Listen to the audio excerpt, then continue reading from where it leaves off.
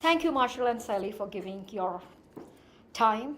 It's my honor and pleasure to be with you.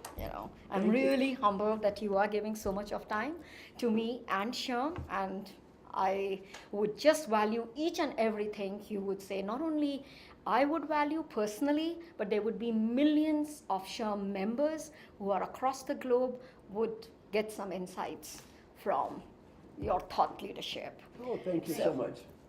I just think, I'm a woman and I would say reasonably successful. So are you, Sally.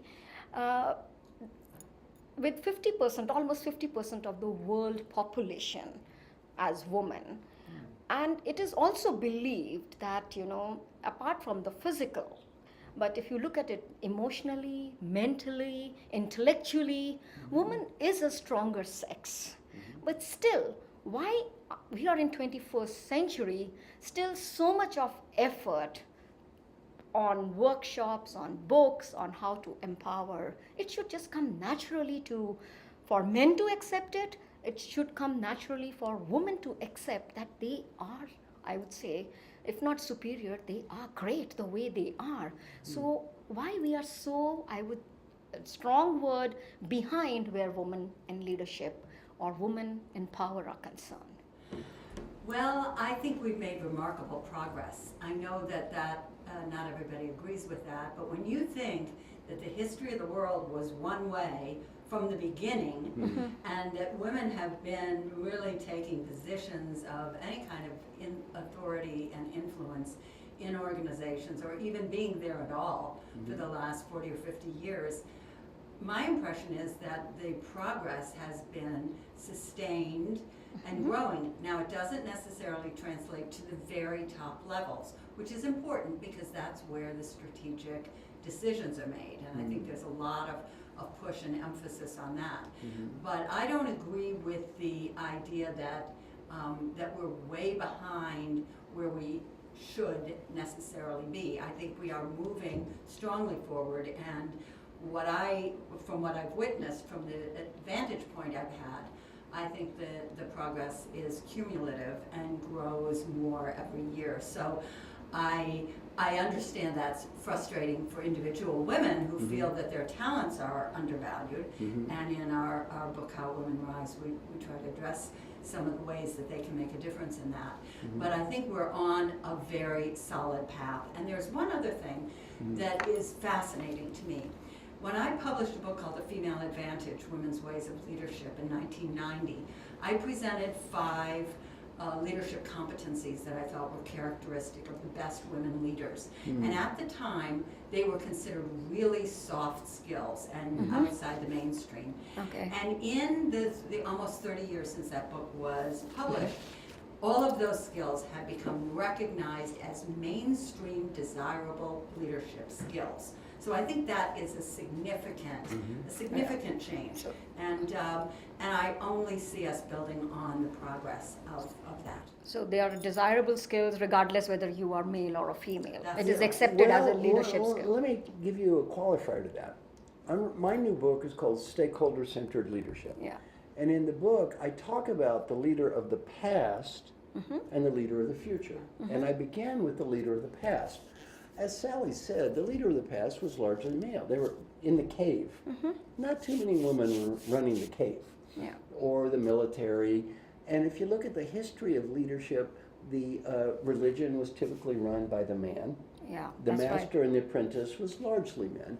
So if you look at history, that is true. Yeah. There was a history of that.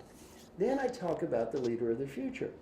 And Peter Drucker has said in the future we're going to be managing people called knowledge workers. A knowledge worker knows more about what they're doing than their boss does. Well, the old hierarchical school of leadership, which is more associated with men, is based on an assumption. I know more than you do. In the new world, the leader does not know more than the people being led, as Peter Drucker said. Yeah. The people being led, they know more than the leader. Okay. Well, if you know more than I do, I can't tell you what to do and how to do it. I have to ask, I have to listen, I have to learn, I have to be a facilitator. As Sally has said, the things she talked about 30 years ago that were very important for women leaders and their biggest strengths today are the exact strengths that are really prescribed for the leader of the future. Okay, and now I'm going to ask a icebreaker question to Marshall. If you woke up as a woman tomorrow with every other aspect of your life intact, how would your life change for you? And also, to add to this, how would you like to be addressed considering your newfound identity? Choose your male, female names or favorite actors. That's up to you. I would be called Marcia instead of Marshall. That is the easy one. Let's keep this simple. Yeah, I want to be Marshall, and I don't like to be addressed as doctor or anything anyway. Okay. So I don't imagine if I were a woman that would change at all, and hopefully not much would change. I'm a pretty easygoing person, so I would like to be fun and an easygoing person as a man or a woman. I'm a Buddhist, and Buddha said, we are what we are, make peace with what is. Okay. So I hopefully would be a very happy, easygoing person who wouldn't be that different. Okay, that's really, really nice to know that you would not be different at all. So you Well, would I just, can't say I would, because except I'm not for a the woman name. yet. I'm not a woman yet. Okay, so I mean, either one of you can answer this. While educating women on how to rise is a great idea, do you think we should sensitize men on how they can play a role for women in their life? Because all the courses and everything is educating the woman, and we forget what men are supposed to do to empower women. You're plugging her next book. That's exactly what it's about. Oh my God! So maybe I will be the. This is an advertisement. Oh, yes. I think this is absolutely key. And there's something interesting that I've watched change in doing this work, working with women leaders and aspiring women leaders for the last 30 years. Until recently, you do a big women's conference, and when you be talking to the client before, they'll say, oh, well, we're going to have our male leadership there. It's going to be probably about 20% of men you can expect that will be at the conference. And so, having done this a lot, I was thinking, okay, well, let's see what happens. And then you'd show up, and there were 2 men. Yeah. And that is, they means were even on the both- Women's yeah, Day. Exactly. I mean, they are all women, and There were it 2 is men, like. and they had to be there. Yeah. And they made a little awkward joke to show that they felt that they, had to be there. Yeah. And that has changed.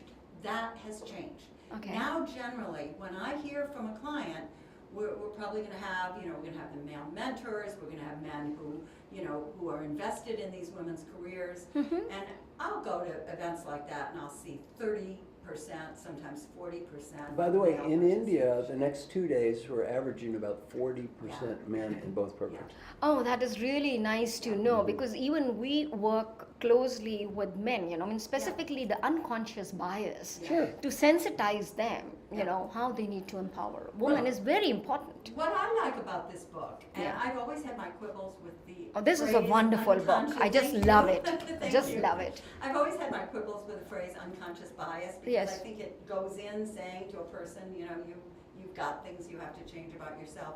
What I love about this is by giving men a kind of template of understanding what some of the things are that can get in women's ways from women themselves, they can really have a way of helping them that's much more specific and less general. Yeah. So they can say, hey, if they're having the conversation about the book, they can say, I noticed in this situation, you weren't, showing up probably as strongly as you could. Do you want to talk about that? Here are some, if you want any feedback about that. I think that there's a lot, because it's very specific and very behavioral. Yeah. You can address things without then having to go through and sort of peel back constantly your unconscious bias. So you can just kind of move past that psychologizing. And by the way, this is not announced yet. Sally's already been offered in advance to write exactly the book you just talked about. Okay, well, I if I can help in any way, I would be more than definitely. I will be promoting the book, so that's funny. you can bank on me on that.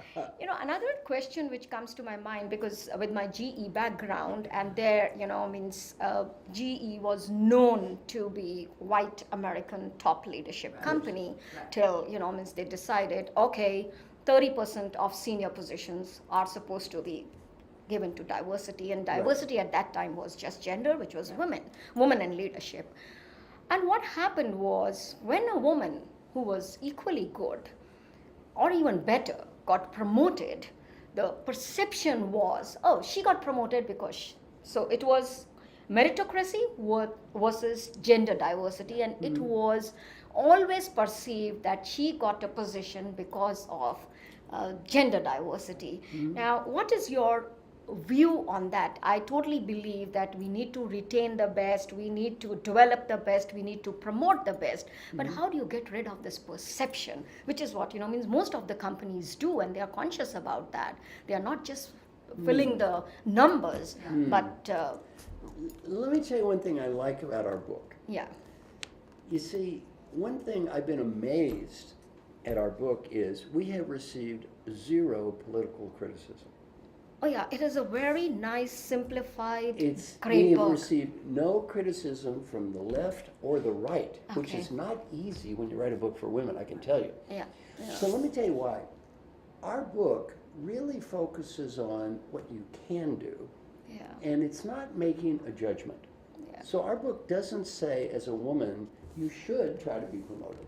It doesn't say you should try to have higher levels of money or power or status. What it says is, we believe more women, the world would be a better place if more women did Of have course. this. I don't think there are an excessive number of women at the top, so I don't see this as a problem at all. Yeah. I see the women who are getting promoted as deserving to be promoted. Absolutely. It's just going to take a while to get over that nonsense, which I think is basically nonsense. It's just going to take a while to get over it. What I like about the book, though, is we do what we do and we don't do what we don't do. This book isn't about societal issues. Okay. This book is about what you can do. Yeah, I know. And by the way, and the book is non-judgmental. If you don't want to achieve higher levels of status or power or whatever, I'm not saying you should. On the other hand, power can be defined as influence potential. Yeah. Your power is your potential to influence other people. We believe the world would be better off if more women had more power in organizations. Yeah. And the book is about, if you would like to do that, we're not saying you should, if you would though, we think these are things that tend to get in the way of women. What I like about it, these are things you can control. You don't have to wait for society to change. You don't have to wait for the corporation to change. Yeah. And one thing this is just me talking, that I tell the women I work with, look, if you're in an organization where you're just getting blocked from the top constantly, leave. Just leave. By the way, you may not leave immediately because it may not be good for your career. On the other hand, get out. And you're not going to change everybody. Don't beat your head against the wall. If you're in a hopeless organization, you know they're never going to change, and you keep beating your head against the wall and it's not fair, leave. Absolutely. Get out. Get out. And this is for places where you do have a chance. Realistically, it's not going to help you much if you're not given a chance, and we're not going to do anything about it. I agree. Yeah. You know, one thing in regard to what you said about the quotas and the 30%, I happen to believe that announcing quotas in advance, it sets an organization up to some degree for failure. Yeah, yeah. I agree with you on that. So it's a bad practice in general. That said, when an organization does that, and then, women or other minorities, I mean, they do it with like, well, the only reason that guy got promoted Right, yeah. because, I wish I were black, then I'd be successful, Yeah, you yeah. hear Yeah. those kinds of things. But it's really important, I think, for women and other diverse employees, that when that kind of culture is created, where there's all that skepticism, is don't take it too hard. Right. Yeah. That don't internalize it. Don't feel like, oh, now I have to prove I'm much better than everybody else. No, then you're just getting derailed by trying to please people that, guess what, you can't please anyway. And that's what you cover in this book, right. that woman is always trying to Right, please Right. Exactly. and do everything, extra effort, and Right. Exactly. So, which if is the not organization necessary. sets it up by some, not optimal practice announcing a quota, Yeah. then don't let that, okay, so maybe you'll benefit from that. Yeah. Don't apologize, don't work extra hard to show you deserve it, just, you've got some guys who are criticizing you, fine, have a nice life. Yeah. Okay. Yeah, just leave them. Okay. Comes my next question. In your view, what is the reason for few number of women world leaders? And I would say the more the advanced the country is like America, it will still take, I don't know how many years for women to be the president, but Yeah. more developing nations have accepted women in politics and leaders, and now Europe has also followed the trend. Yeah. So, what is the reason for? You're asking specifically about the U.S. and No, I'm just saying generally, you know, I mean, In general? generally, Yeah, yeah. even if you look at it, you know, it Yeah, took I- a while See, for one of the things women I to be dis- in the top leadership position in That's politics at all. absolutely true. Yeah. But one of the things that I disagree with is the idea that you exactly extrapolate from the growth that has happened in the past. So, you know, I hear this all the time. At the rate we're going, we'll have, you know, parity with women leaders in, you know, 2479. You know, I think that's ridiculous. You can't extrapolate. This kind of change is very disjunctive. Okay. And things can take off. Okay. And so I think that's, you know, that's kind of a false game there. Now, that said, at the most senior level, yes, women are dramatically underrepresented there. And if we're looking at it. In India too. Yeah. Oh, yeah, I totally agree with you. And by the, you know, dramatically, and this is in corporate, less often in the public sector until you get, again, to the very top. So, and I think, you know, often that is a function of cultural and structural barriers in the organization, of attitudes, of people not being able to judge not just achievement but potential. And I think this is the thing that really creates what my definition of an inclusive organization, that is one in which diverse people can thrive, is an organization where people at every level are seen not just for their contributions but for their potential, what they could contribute. Absolutely. And when you have very closed or retrograde or specifically hierarchical culture, it's often hard for people who are in positions of power to judge people who aren't like them on their potential. Yeah. And then that creates an organization that is perceived of as not being inclusive. So I think those are factors. I also believe, and this is why we wrote this book, that there are things that women do based on their experience that can get in their own way, and that's what we're focused on here because it's within your control. And by the way, to me, it's a circular event. The more women get in power, the less this is a problem. The fewer women get in power, the more this is a problem. This book is designed to help women who want to get to those high levels get there. Okay. And we think Yeah. more women get there, these problems start going away. When you see Okay. women CEOs, then you start seeing less of this problem. Yes, So absolutely. our goal is not to really focus a whole lot on what we cannot change. Yeah. Our goal okay. is to help women focus on what they can change today. And these are behaviors that impact women now. They can Yeah. change them now. And then our goal is to help more women get there.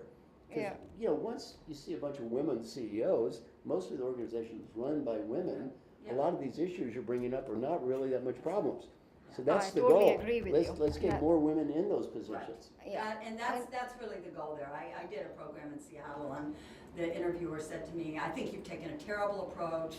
You're blaming women. The problem is in organizations, and we need to Right. address organizations and not this. And I said, well, in my experience, I've been doing this 30 years, organizations change when they have more women in leadership That's it. positions. Yeah. So helping women understand what Yeah. are some of the habits and practices that you can develop that are going to make it more likely you get there, that's how it changes, not by some theoretical or abstract redesign of the organization. I totally agree with you because this book is so powerful a book because environment sometimes you can change, even you cannot change. What is in your control is your own behavior. That's right. And if you can change your own behavior and make an effort, and I, being a woman, I know that I have to do it myself to what I want to achieve. And Right. if I don't have that will to change myself, I can't change the world. That's right. And that is what this book Right. really focuses on. Right. And it's Exactly. really, and I have drawn a lot of parallels with my own life. I was Oh. sharing it with you, you know. So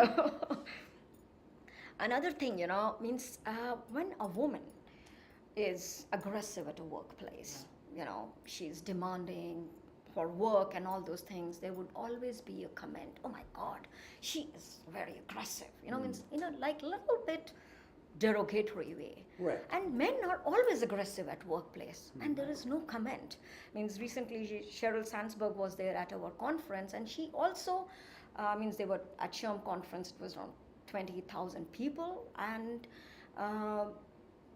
when she asked this question that how many women are called aggressive, almost 80% of the emails raise their hand, but none of the men raise their hand that they are called aggressive. Why? How do we change this kind of a culture? Means where actually woman is not being aggressive, she's just being demanding to get the work done. It's true, but you know what? I think that women are too easily manipulated by the fear of seeming aggressive. I think that they end up self-censoring themselves because of a fear that they may be, somebody will describe them as aggressive or ambitious or something like that. Yeah. Leadership and being a pioneer is a tough business. Okay. It really is. And people are going to say things about you. Okay. That's part of the deal. Not everybody's going to endlessly think you're the most wonderful person who ever stepped into the room. And I think that women have to some degree, in some instances, let themselves be manipulated. Okay, someone calls you aggressive, fine. You Is he just gonna kill accept you? it. Right, and do you want to get in an argument? Why didn't you call him aggressive? He did this, and then I did this. Drop it, so they call you aggressive. That's, it's just what happens. And if I can give an example of this. Yes, I would love that. That when I saw the second debate with Hillary Clinton and Donald Trump, the one where he was shadowing her, and I was screaming at the television, say to him, turn to him and say, can I help you? What, just acknowledge that you're sort of being stalked in public. And she didn't do it. And I felt like she's looking subservient to him. And then what was really interesting is that in her memoirs, she said that during that entire debate, she kept thinking, I need to say something to him. I need to say something to him. But she said, I've been called aggressive and so long that I feel that if I say something to him, I'll be called aggressive. Well, so what the upshot was is it looked very inauthentic. You don't have some guy looming behind you and pretend it's not happening. It looked inauthentic. So you can say it's a lose-lose. She's either going to be aggressive or she's going to be, inauthentic. But if it's happening at that level, that's allowing the fear of people saying something about you to run your life and make decisions, which in this case was a bad decision. And by the way, there are men who are considered aggressive. I wrote a book called What Got You Here When We Were There. Yeah, that's my favorite book. Thank you. And It's highlighted and highlighted. I coach a lot of men. Yes. And a lot of them get feedback that they're too aggressive. Yeah. So you haven't met the same CEOs I've met. And, it's very. But they're very few in numbers. They're very common. Few in numbers. Very common to get feedback that they're too aggressive. Yeah. And one thing I teach them, and I think it's consistent with what Sally said, is we confuse two terms. Yeah. One is being directive, and the second is being negative. Yeah. And what I teach people is you can be very directive and positive. Yeah. So when I coach men who are perceived as aggressive, which is common, I tell them don't confuse being directive with being negative. Sally and I have a great friend, Alan Mulally. Alan's seen as one of the greatest leaders who ever lived, and we have a great friend, Frances Hesselbein. She's one of the great women leaders that ever lived. They are both can be incredibly directive, yet are not seen as aggressive. Why? They're directive yet positive. You can say, look, here's what I want you to do, this, this, and this, this, this, and this. You don't have to yell, you don't have to get angry, yet you can be very, very directive when needed. And at the same time, be positive. So again, sometimes we confuse these two terms, and I'm going to go back to what Sally's saying. When you start feeling uncomfortable about being yourself, it gets worse. Yes, that's right. It gets worse, because then you come off as inauthentic, then you come off as mixed messages, and you've got to ultimately let go of that and be yourself, yet at the same time realize I can be very directive and I can be very positive at the same time. We have two great examples of leaders, one a woman, one a man, who are just role models of this. Okay, I mean, maybe be directive and be little assertive is nothing wrong for leaders to be, because this is their job. You have to. Yeah, You have to be. and That's even if part you of are your called, job. Yeah. just don't care. Right. That would be the right advice. Yeah. And also, I would like to know from you is, women are not good at self-promoting them. Do not want to talk what their achievements are. Right. So what tips you can give? How should they go about it? Yes, it is covered very well in the book, but still, instantaneously, some quick tips to women who they should self-promote. They should talk about their achievements. About the Yes. woman and the knowledge of people not knowing what she did. That's exactly right. Yeah. We have a wonderful example in there, and it was real, and it came up in a workshop I was doing at a company in Silicon Valley. I had a young woman, and we were talking about the necessity to, not expect people. That's one of the behaviors in there. Not expecting people to notice, spontaneously notice your contributions. Okay. Draw attention to it. Yeah. And that people aren't necessarily noticing. Maybe they should notice, and in an ideal world, which we certainly don't inhabit, they would notice it. But if they aren't noticing it, you need to it's your responsibility to bring their attention to it. And you don't need to be obnoxious to do that. And what this woman, she said, boy, did that ring a bell for me. She said, because I realized that I had felt terrible when I went on my performance review, and my boss said, you're not, you do wonderful work, but you're not connected enough in the company. Yes. And she said, the one thing I thought that I was the best at was connecting people. Yeah. She said, so I felt terrible, and I was thinking, well, maybe I should quit the company, ask for a transfer, this boss will never understand who I am or what I contribute, et cetera, et cetera. It took her about 3 weeks, and she thought, how would he ever know? She never told him. He didn't monitor her emails. He didn't watch who came in and out of the office. So she decided to treat what she was doing, the people she was connecting with, as information. That makes it very neutral. This is information that could be helpful to you, not like, will you please notice how wonderful I am? Yeah. But no, this is information that would be helpful to you, that I've been connecting your unit with X, Y, and Z. And that's how he saw it. She started sending him a weekly email. Here's who I've connected with this week, just some names, very short, very concise. Yeah. It wasn't taking up a bunch of time.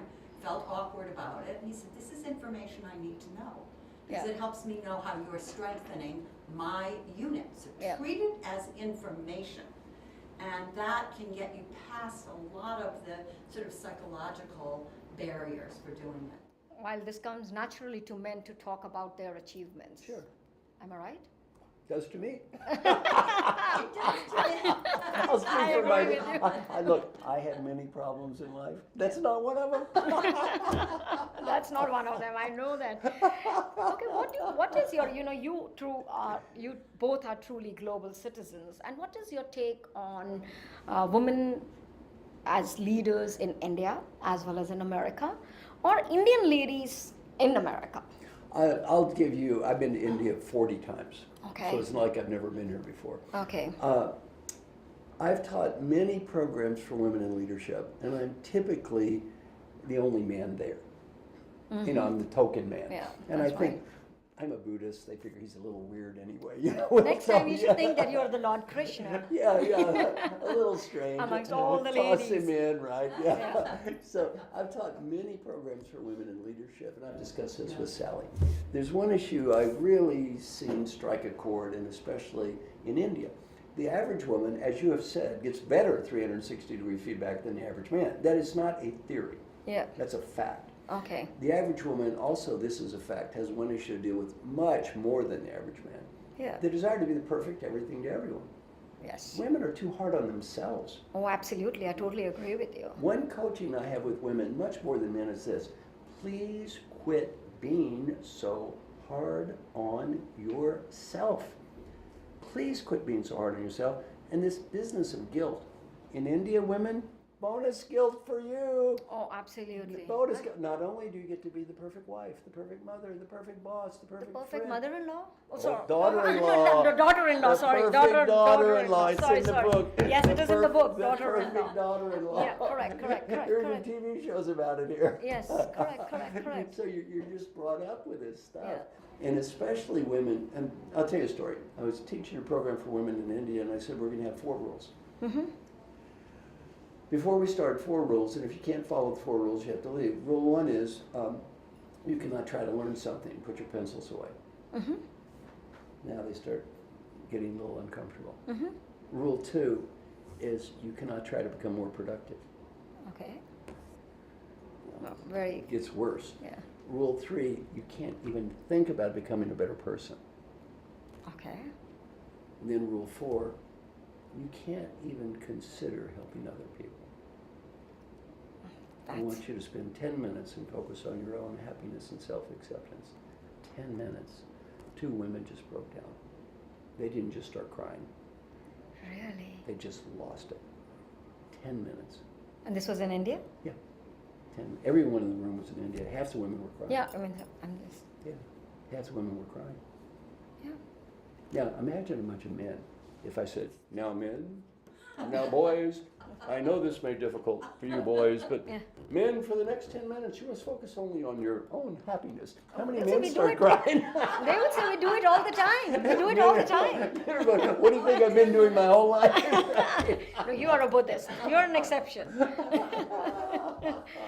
Okay. No, I watched an interview with Indra Nooyi, who's Pepsi CEO, and she mentioned in America, and she is a very successful lady. Yes.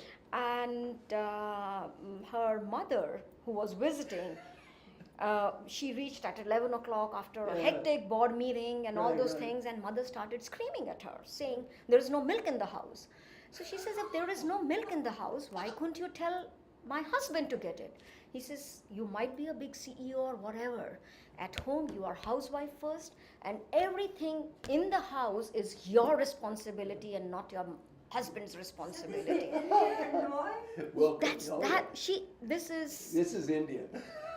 I mean, this was in U.S. I know, it was but in how, the U.S. but this is how women mother are was- conditioned in India. Of course, That yeah. you have to be wife, mother, daughter-in-law, sister first, and then comes your career. That's right. And the thing I try to coach women, especially in India, is look, you can't buy into that. You cannot be the perfect everything to everybody. Yeah, And so you just can't own all that. If you do, you'll drive yourself crazy. yeah, Life is trade-offs. yeah, And one thing I absolutely. teach women in the women's classes I teach is, look, we're all going to have to make trade-offs. Pick a path, have the path come from your heart. Mm-hmm. We're not telling you should try to be at the top. We're just trying to help you get there if you want to. Yeah. Pick a path. Any path you pick is going to have trade-offs. Okay. Make peace with those trade-offs. Make peace. And don't go through life doing this to yourself, hitting yourself over the head. Life is too short. You know, the Although- making peace is the key to not letting yourself be manipulated by other people's expectations that don't necessarily reflect Okay. what you want to do. One of the behaviors in that book we call, which is different than perfectionism, is this disease to please. That is the desire Oh, yeah. to at all times be sure that everyone thinks you are a wonderful person who is fulfilling their expectations and needs. And it is extraordinary how many women who are even at the top of their professions. She gave a great example. Yeah, exactly. Yeah, And I don't know whether Indira Nooyi was manipulated by that or she was giving it as an example of how ludicrous the cultural constraints were on her. But that, ability to recognize, everybody may not think I am a wonderful person at all times. I can't, make the adjustments to always meet their needs. And for some women, that is very, very threatening and painful and difficult. Yeah. And because they've been taught from babyhood, put other people's needs first. Yeah. And so when you're involved in trying to build a career, always putting everybody else's needs first becomes inherently problematic. So Yeah. it's the trade-off that you have to make. And you end up, we have a wonderful example in the book of a woman who had that. And as she got higher and higher in her career, she had more and more influence and authority, but she kept doing all her own jobs because everybody loved her so much. Yeah. Her former clients and her former patients Right. just loved her, so well, I want you to still be my whatever. Oh, okay, I'll do that. So she was doing 5 or 6 jobs, and guess what? The younger people on her team never got to learn how to do their jobs because she was swooping in the interest of being a wonderful person. Yeah. It's really a killer as you get higher toward the top. Well, let me give you one of the best talks I heard about this. I was teaching the women's class for UBS, a very large Swiss bank. And one of the speakers was, I believe, the former CEO of Palm Highline. And she said to the group, I love this, she said, look, I am a CEO. And she said, I work very hard to be a great CEO. I try to be really good with my family, and I stay in shape. You know what she said? That's it. That's it. There's only so many hours in a day. I can't do everything to everybody. And she told the women in the group, if you like to cook, cook. If you don't like to cook, don't. Okay. If you want to do gardening, do gardening. You don't like gardening, don't do it. You know what she said? Don't do chores. If you can hire someone at minimum wage to do this work, why are you doing it? She said, don't do it. A woman raised her hand and challenged her. She said, that's easy for you to say, you're rich. She said, I know, because she'd done her homework. Yeah. The lowest paid woman in this room is making $250,000. I know that. Don't tell me you can't hire someone at minimum wage. That's nonsense. And it was true. Yeah. She didn't put up with that stuff. She said, look, don't do this. Right. When she said is, when you do that work, you in essence are devaluing your own time. Because that's your Absolutely. time. I totally Right. agree The with time's you. gone. Only do it if you love it. If Yeah. you love it, that's And different. it's a way of Yeah. refreshing yourself. Great. Go for Yeah. it. Yeah. Okay. Well, I'll come to my, there are many questions I can ask, but 2 questions more. What was this famous Google employee episode who blatantly criticized diversity initiative at Google? Yeah. What is your take on that? Not an expert. Well, I think that, it's an example of the kind of backlash Okay. that inevitably happens when you're trying to rebalance the workforce and Okay. bring forth different kinds of skills. Okay. And my understanding of that gentleman was, on one hand, he was entirely invested in the idea of expertise as the only route Yeah. to success. Okay. Whereas in fact there are other factors involved. The fact that absolutely no one liked him Okay. was a factor in his career. I mean, Okay. that was a problem for him. No Okay. one liked him Yeah. who had ever worked with him. So it wasn't great in that way. And then I think he also had a political agenda because he became so active in social media and became Yeah. a spokesperson for the aggrieved white male who is really the person who's Okay. getting shortchanged in the world. So Okay. that's just going to happen. It's going to be Yeah. part of what Just a happens. popularity something. He was looking for some kind of negative popularity also is popularity. Am I right? Absolutely, yeah. Okay, and my last question, you have given beautiful 12 habits which can bring you back on track and which can help you in your journey as a woman. But which 2 or 3 you would say are, there's no, I would say top 2 or top 3, but which are like really, really critical and tips on how to implement them. I've got one. Of You course, go I will first. tell them to read the book. Yeah. So Yeah, that you but go still first. I would say, which are your favorites one? My favorites, in terms of being the ones that most women resonate with in audiences, are expecting others to spontaneously notice and value your contributions. That Okay. is an unwillingness to bring attention to those. The perfection trap, which is feeling that you either have to do something perfectly or you've completely failed, and that doing your job perfectly will inevitably make you succeed. You create tremendous stress for yourself and for other people around you by demanding everything be perfect. You have a hard time delegating too. And the disease to please, which we spoke about. I think Okay, those are yeah. those are Very critical very one. critical. And especially, remember, with this book, the idea is the same idea of what got you here won't get you there. Yeah. Many of these behaviors serve women well early in their careers. Yeah. But as you seek to assume a higher level with more authority and influence and a broader span of control, they'll get in your way. Mine is the one that I learned from Sally. I didn't even think of this concept until we did the book. I learned it from Sally. I think it's a brilliant concept. And I see it resonate with so many women. That is, do not sacrifice your career for your job. Oh yeah, that is really very powerful. So many women just try to do this great job. Yeah. And at the end of the day, they think if I do this great job, I will have a great career. That's really wrong on a variety of levels.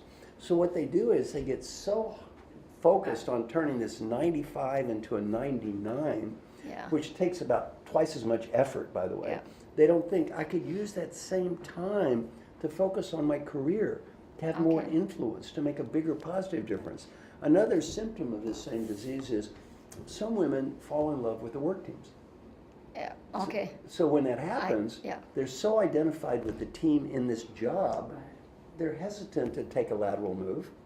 They're Oh, yeah. hesitant to even be promoted because they don't want to leave the team behind. That's okay if you want to stay there forever.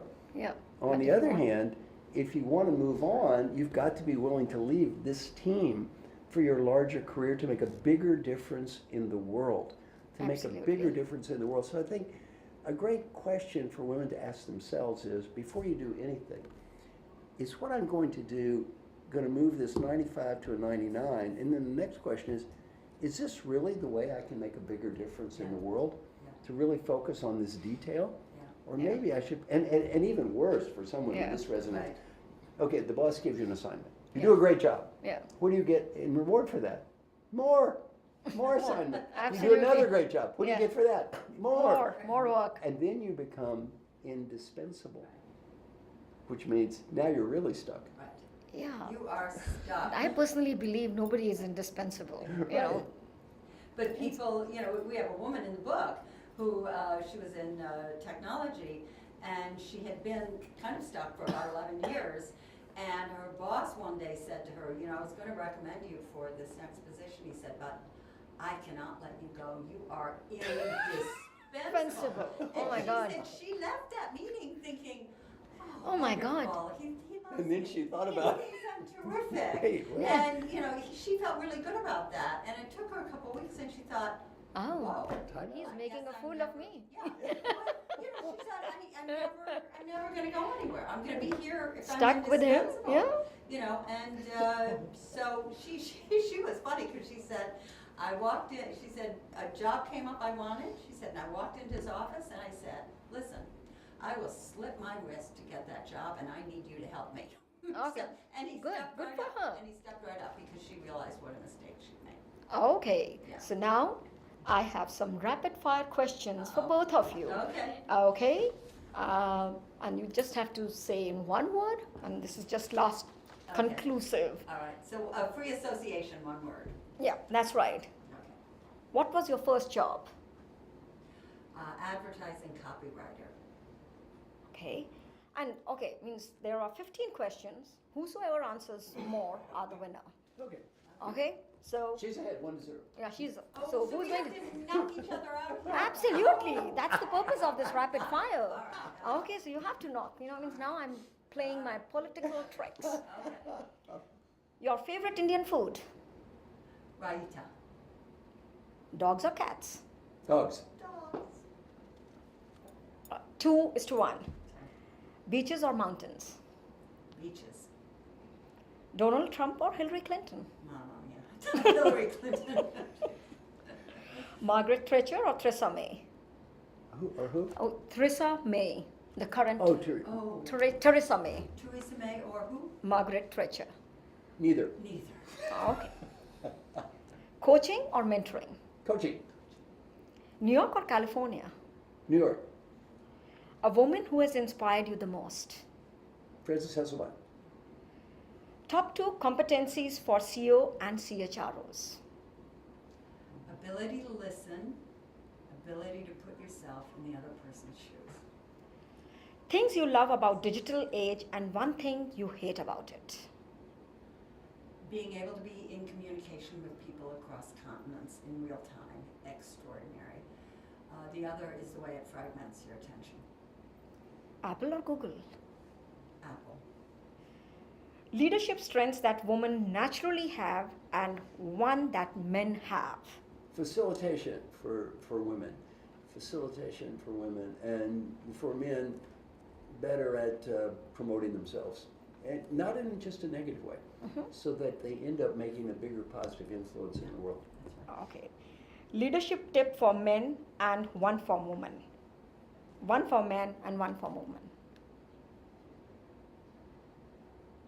Leadership tip for men, I think, is become more comfortable not always knowing the answer and being able to listen to other people's points of view. So pausing before you come in with the answer. And for women, I think it's claim your space. Be where you are. Don't shrink. Don't cower. Don't say, oh, I just have one idea. I just have one thing I want to say. Claim your space and be proud of taking that. And the last one is what got you here won't get you there, or how women can rise. So the book draws parallels from both, Both. Okay, it's been really nice chatting with you. Thank you so much. And I would end it with the famous Lord Buddha's quote, since you are a Buddhist and I believe in what you are doing, coaching the leaders across the globe. When Lord Buddha said that thousands of candles can be lit by one candle, and yet the life of the candle, which is lighting thousands, does not get shortened. Similarly, knowledge and happiness increases when you spread it. And and your knowledge or happiness will never reduce, it will increase. So thank you so much for your Thank time. you. It has been really pleasure interviewing you. Thank